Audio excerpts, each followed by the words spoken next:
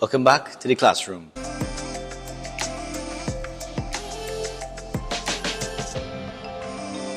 And class is in session. Hey guys, welcome back to the classroom. And we have again with us Dr. Nilash. And today he's going to share a really interesting topic. We're going to talk about something called Qi Gong. And so, right off the bat, Dr. Nilash, what exactly is Qi Gong? So, Qi Gong comes from China. Okay. And it's made up of two words, Qi and Gong, right? So, Qi meaning vital energy, life force, right? In Japan, they pronounce it Qi, K-I. Because I was wondering, Qi, like Q-I-C-H-I? Yeah, so in China, well, I suppose all these things are pictograms, right? So we're translating it, and they use a Q and an I.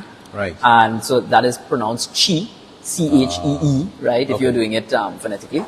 And then in Japan, they talk about Qi, K-I, right? It's just regional variation how it's pronounced. Okay. And then that would most likely translate to in sort of Hinduism and yoga as what they call it prana, right? Prana has a lot more association with the breath, right? Pranayama. Right, correct. But it refers to the vital essence or the life force. So that's what Qi is.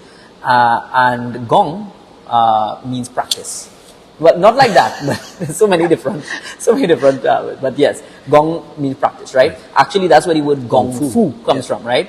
So Fu meaning like hard, right? Or difficult. And so Gong Fu is hard practice, right? So it's like working out, right? But of course in China, everything had to have a purpose. So over there, it was considered to be martial arts. It was Gong Fu, hard practice. So and so you do Qigong? Yes. Yeah. Yes. Where did you train, or what's your experience with it in terms of your training or learning Qigong? Well, so we were introduced to Qigong. When I say we, I think you were also introduced to Qigong at that time by my father, Dr. Hari Ramarai, our lead physician. And we must have been young boys at that time. You know, definitely below the age of 10. Yes. There were some masters who were coming to Trinidad at the time. Master Lam came to Tobago. Master Lee Jun Feng came. I think there were one or two others, right, that I can't remember off the top of my head. But those are the ones I know. And they were coming, and my father got interested in this, and there was a small community forming around these individuals. And it didn't seem to really take root. But Dad taught us, and it really kind of resonated with me. Sure. You know, it's something that I took from then, whatever little I knew. And we didn't have YouTube and these kind of things back then. So we just had whatever we learned was what we could do, right? That was it. But it was something that stayed with me. It was like a seed that was planted. Yep. And I always wondered, why is it that people weren't teaching Qigong in Trinidad, right? Right. Now, some of the masters who came, Master Lee Jung Feng being one of them, told the members of the community, I was too young, so I heard this secondhand, told the members of the community that he wasn't going to come back because he didn't feel that Qigong had a place in Trinidad as yet. He used the words as yet. Because usually Qigong teachers are very intuitive people. Right. You know, so after he came a couple of times and he worked with the community, he said, why don't you all keep it going? You know, because it seems to be working well with you all. But he didn't feel that it resonated with Trinidad as yet. And then I felt, by the time I became an adult and I was working here in Ishtara for a while and was teaching a little Qigong and that sort of thing and gone to a couple of courses myself, that you know, maybe people should be teaching Qigong, and nobody was picking up the mantle, so I decided to do it. Okay. Yeah. Your first learning experience was it Robert Peng? Was it? That's right. That's right. Yeah. So we went to the retreat, and that was pretty cool. We went separately. Oh goodness, yeah. So I remember telling you and your brother about it, and I think you all became enthusiastic, and you all went, and you all had a different experience, but similarly an amazing experience. You were walking on air for like a week or two. I felt like that because you know, so Master Robert Peng was one of my formal teachers. I suppose my first formal teacher. And I would recommend him to anybody. He has a huge heart. Very good. These are the kind of Qigong teachers that I tend to be attracted to. Right. Big-hearted people who really just want to share Qigong and make sure that the benefits of it can be felt by everybody. And so we spent at different times 2.5 weeks up there, you know. And it was transformative. Yeah. You know, I think that seed got some water then. It started to spring some shoots. Right. You know. And then after that, I decided to try to do teaching myself. Right. Tell me about that. So I coming out of the pandemic, I felt, you know what, let me try to build community again. Let's see if we can get some people coming to Qigong. And the reception was good.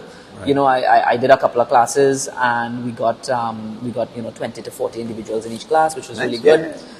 People liked it. but I realized that I needed teacher training.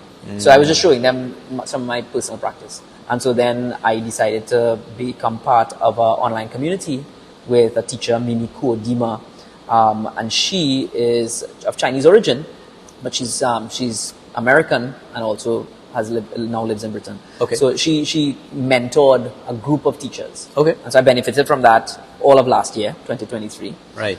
And then I had my first teacher certification from Francesco Garipoli.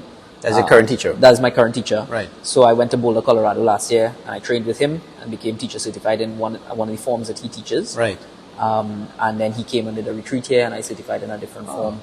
So that was really good. Okay. How was Francesco's experience? You brought him down to Trinidad. Yes. How was his experience here? So again, Qigong teachers or people who've done Qigong all their life, they're highly intuitive people. And he felt that it was the right thing to do. I reached out to him and I said, Francesco, come and teach in Trinidad. This is what we have going on here. He felt into it. And he always says that Qigong is sensitivity training. You're training your ability to sense energy and energy fields. And that's one of the big benefits of it. So, he had felt into it and he felt it was going to work. And so we put our energies into it. By the time he had completed it, I think he felt he had a really fantastic experience. Touched a lot of individuals in Trinidad with Qigong. Managed to show them what a senior teacher, could impart. Yeah. Right? Because that's where I want to be. Yes. And I know that, one of the things that I want to do is just make sure that we can have these senior teachers coming in and building our Qigong experience in Trinidad, So by the time he left, he was enthusiastic that a lot of young people had gotten into Qigong, because Qigong sometimes older people tend to like it. Right. Yeah. But we had a lot of young people as well. Nice. So I was talking about young people, and you mentioned the word community quite a lot. Yeah. Tell me about the community. So doing Qigong by yourself is great. Right. Doing Qigong in a group is something extra, right? So everybody says this in the classes. When you've learned the form, when you're not in your technical mind anymore, and the Qigong moves are very simple. It's not Tai Chi, right? Okay. Tai Chi is highly nuanced. You could be doing it wrong. There's 1,000 ways to do it wrong and just one way to do it right. Wow. Okay. And you can spend years learning just one form in Tai Chi. Wow. Qigong is really easy. You have nursing home people in wheelchairs doing Qigong. You have fit, healthy, strong people doing Qigong, and everybody in between. Right. And it's simply the coordination of your movement, your intention, and your breath. Right. And another master who I didn't train with directly. This is from Spring Forest. Right. That Master Lin.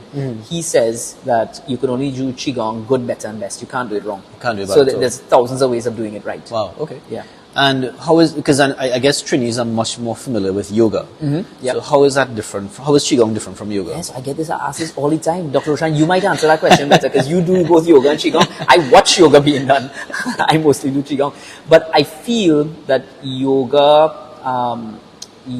again has much more structure to it. Qigong so this is what I would say, and I would love to hear your views on this, right? So Qigong, the start of Qigong is free-form movement. Right. Children playing and just dancing around and twirling and doing all sorts of crazy things. That's Qigong, right? That's in connection with their primordial self. Right. All right. And then what happens is then we learn structure and form. Yes. And people learn all sorts of elaborate structures and forms, right?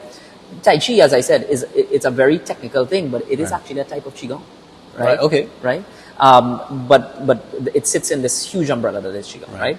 And so then we learn all these little forms, and then you have these Qigong masters at the end of their lives, and they're just doing free flow Qigong, right? Whereas it's like how they talk about the beginning, Come full circle. coming full circle, and seeing the world in a different place, a different way, and that sort of thing. But yoga, I don't feel has that to it. I don't know. That's my thought. What do you think? So I think yoga does have a bit more structure.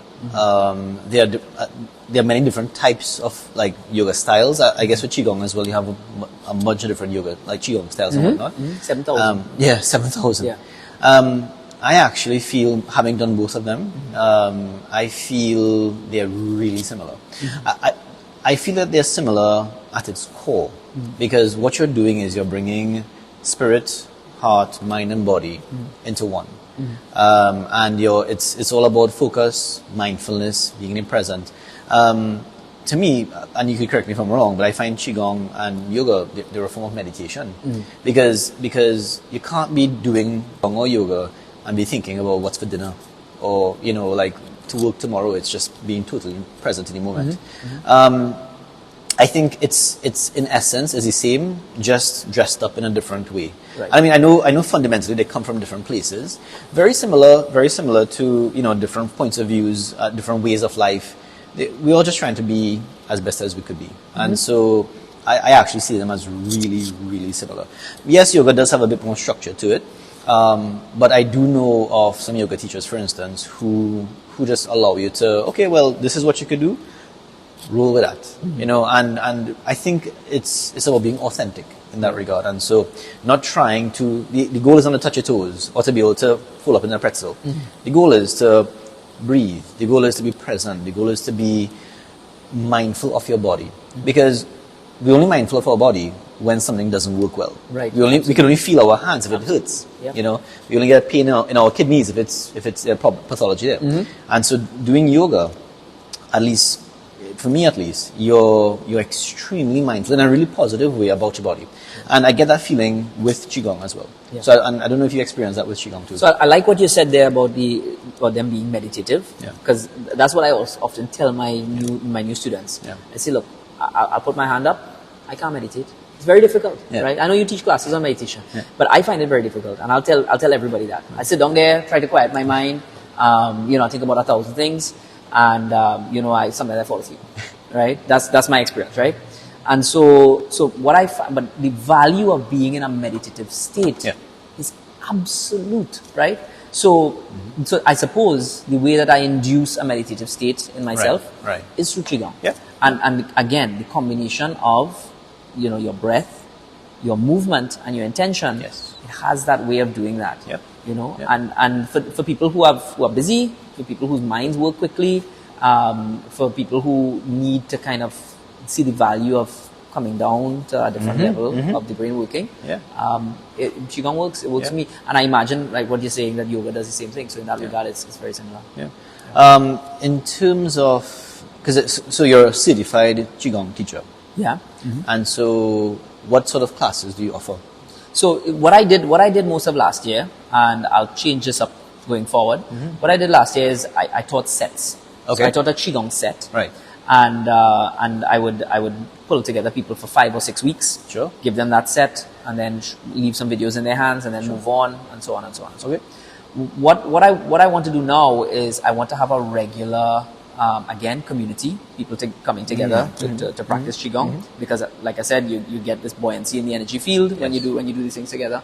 And so what I'm hoping to do is from next Saturday, the set Saturday after Easter, Right. Okay. to start dropping classes. So it will be advertised. Okay. And it'll be easy to access. You just come and pay your fee on the day. Small fee, nominal fee. We'll Sure. advertise it soon. And you drop in and you do what you can do. Okay. And it's usually easy. So even if you don't know what you're doing, you'll pick up it pretty quickly. Sure. And we also, what Francesco, who came to teach us recently, we're trying to build a network of teachers in Trinidad. So we have a batch it's 4 of us locally in Trinidad. So there's 3 others that are completing their teacher certification. Right. And we'll consider all of us. Even though I'm the most senior of that batch, because I've done a bit more, I think we should all consider ourselves junior teachers. Right. And continue to learn and continue to develop together. And what I want to do is to make sure that we can continue to try and bring senior teachers into Trinidad, Right. to give us their breadth of their experience and their knowledge. Right. Because I guess there's a difference in terms of someone practicing Qigong for 5 years versus 50 years. Oh, absolutely. You know. Because Qigong is a carrier wave. Right. So that's a big topic, but just to summarize that quickly, it brings information to you. So when you're practicing through these movements, through this breath, through being in communion with the highest version of yourself, there's a lot of information that comes streaming to you, right? And you learn. So imagine, okay, if you're dipping into that for 2 minutes, for 2 weeks, 2 years, 10 years, 20 years, the amount of gathered wisdom and knowledge increases. Right. So these senior teachers have a lot to say.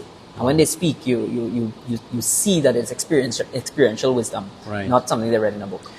I guess one of the differences I could say between yoga and Qigong, at least just based on the teachers I would have had from yoga, is that, and hearing you talk about the teachers that you had from Qigong, is what I could summarize as intuition. Because what you're talking about is sensitivity training. Right, yes. And, they feel into themselves, they make decisions. What I'm hearing is intuition. That's what they're training, really. Yes, absolutely. And there are some yoga teachers, of course, that have that training and have that sort of character about them, but that's not something that's universal to yoga. You know, I'm not saying that as a bad thing. It's Yeah. just that that's one difference that I could see Yeah. in that regard. You know, and so that's an interesting difference, I guess. But what I would say is that I've been attracted to very heart present Qigong teachers. Right. Okay. That's the ones that I would kind of look for. Sure. And that's been my experience with the ones that I interact with. In Qigong, you have 3 energy centers. You have the upper Dantian area, which is your intellect. You have the heart center, and then you have the lower Dantian. And a lot of Qigong teachers, many, will talk about building the lower Dantian. And Grounding. Grounding and centering, but building vitality, strength. Right. Essentially either your masculine energy if you're male, feminine energy if you're female. And so they build that energy center. They become powerful. They absolutely become powerful, right? And so many Qigong teachers talk about that, because remember, Qigong has 3 different branches to it. Okay. You have the martial arts side. Right. So they would be very interested in building that power. Right. So out of the dojos, there's people practicing Qigong for that purpose. Right. Right. To defeat their enemy. Okay. Wow, okay. Or to build, or to prevent themselves from being defeated. Right. Right. And then there's people who use Qigong for much more medical purposes. To help their physical health and their well-being. And so now we're moving away from that vitality center. Now we're using some of it, we need it, and then coming into the more the heart area. And then you also have people who use Qigong for their spiritual development. So my interest in Qigong has always been more for for your well-being, your health and well-being. Okay. Not for defense, not for attack, Right. but for your well-being, and also for that sensitivity, that intuitiveness. So that's why you would find that my teachers would have been like that. I guess because you're also a purple belt in karate, brown belt in karate. So he doesn't need that defense aspect of it. That wasn't very good. That wasn't very good. It was a wonderful class we shared together. Okay, and so before we wrap up, why would me as Joe Public, why would I want to do Qigong? You want to do Qigong because we're living in a time where the waters are not calm. We're living in a time when the waters are very choppy. Right. If we were having this conversation 20 years ago, I mean, I probably wouldn't be doing as much Qigong as I currently do. In these hard and trying times. In these hard and trying times. So because the waters are choppy, we really need to maintain our centeredness. We need to maintain our balance, right? And we also need to understand that there are practices that you can do that can lift you and create buoyancy out of that, so that these choppy waters are not splashing in your face, so that you don't feel like you're sinking, so you don't feel like you're going down. And I'm not trying to scare people here, but I think that the next coming decade, it's likely to be the same, if not a bit worse. And we are responsible for our own energetic health and well-being. Yes, of course. And by making ourselves buoyant, we lift the space for our families, we lift the space for our community. Right. Okay. And that's why. So we take personal responsibility. Absolutely. We fill up our cup. Yeah. And we have enough for ourselves. Yes. And to share with others. Yes. Yeah. That's a nice philosophy, I think. So, is there anything else you'd like to add before we wrap up? No, I think that's it. I would love for people to come and join the class. Sure. It's upstairs. That's the only thing in Right. Ishtara. So it's third floor Ishtara. Third floor Ishtara, where we are right Saturdays. now. So if you come up here, you'll see this lovely amethyst crystal, and I want to have it every Saturday that I can. If I'm not having it, I'll let people know. Sure. But definitely from April the 6th. Sure. Right, we're gonna get it going. So there is a mailing list for Ishtara folks. If you're not on that mailing list, then that's how he would advertise the class, I think. Yep. You can always call the center to find out more information. We also put it out on Instagram, on the Facebook page. Right, okay. Facebook page and Instagram page. Cool. Yeah. So you can check it out. Like and subscribe. All right. All right, guys. So I'll catch you guys in the next classroom. If there's any comments or questions, you can always drop one below. All right? All the best. Take care.